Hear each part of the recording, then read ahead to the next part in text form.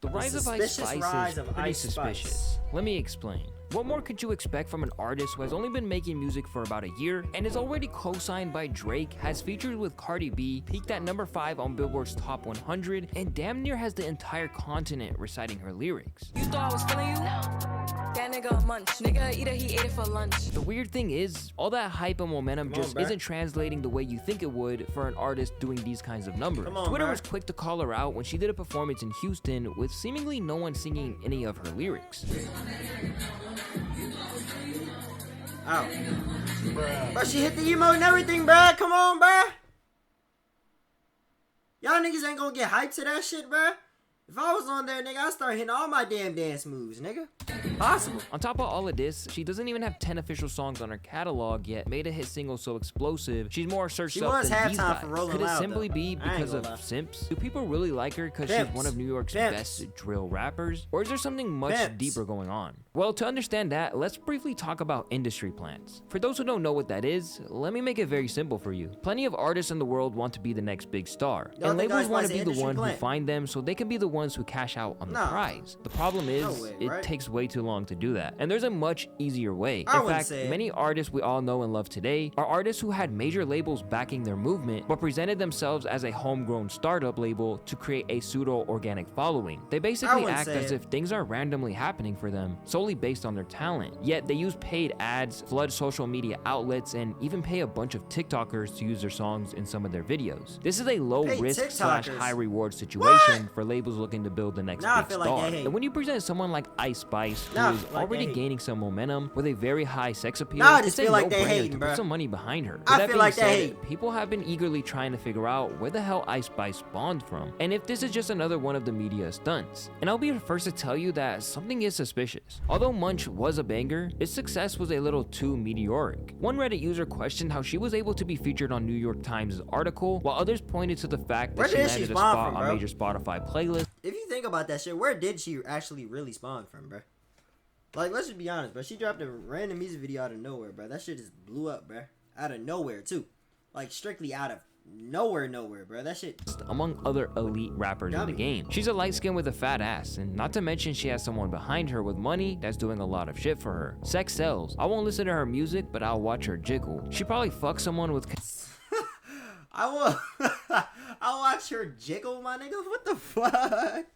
What is wrong with connections weeks ago. Ice Spice denies all rumors that point to her being an industry plant and claims that her rise was completely organic. So let's take a deeper look. In March 2021, Ice went viral for the very first time, and it was way before she ever made a song. It was after she posted a video on TikTok doing Erica Banks' Buzz It challenge. At the time, she claims to have already been thinking of doing music and was already talking to a main house producer, conveniently, by the name of Riot. After going viral, she dropped 4 more tracks and was able to get significant buzz pretty quickly.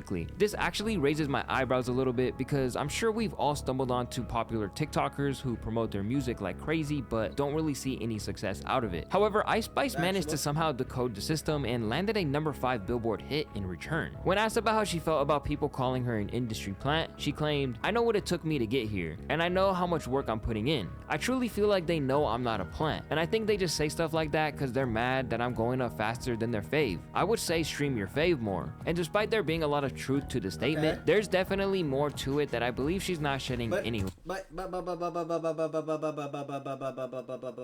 listen to this though.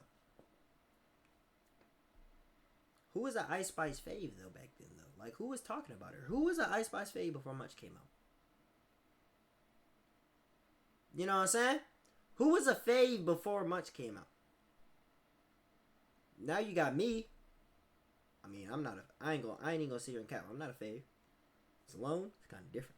But, you know, I'm not a fave. But I will say her music is not atrocious. But who was a fave though, bruh? You see what I'm saying? Like, who do you know? Oh yeah, turn on that new. Like, have y'all ever heard anybody say, "Oh yeah, I'm gonna put y'all on, throw on that new Ice Spice"? I look at that nigga like, what the fuck is your title on, nigga? But hey, who knows? Light on, and rightfully so, since it would be detrimental to her career. Who knows? Stay hydrated. Bro, what type of Let's fast forward to August of 2022 when Drake entered the chat. Drake has a pretty good reputation with helping a lot of up-and-coming artists get solidified in the game. Some of the biggest artists in the game wouldn't be anywhere where they are today if it wasn't for Drake's help in some way, shape, or form. And although the Drake stimulus check isn't as good as it used to be, we can definitely use his relationship with Ice Spice as a great example of why networking in the industry is so important. It really puts an emphasis on the saying, it's not about what you know, it's about who you know. Well, the streets are saying that Drake was trying to sign Ice Spice, but there was one big problem. After sliding in her DMs, telling her that he fucked with her music and that her freestyle was hard, he immediately booked a date with her in typical Drizzy fashion. The two were spotted in Toronto together and seemed to have a pretty good time, but this is where it gets weird. Drake ended up unfollowing Ice Spice on Instagram the following day, which sparked many rumors and really told us all the answers we need to know on whether or not Ice was truly Let me find out Drake be thotting for real, an industry plant or not. Just for the sake of documentation,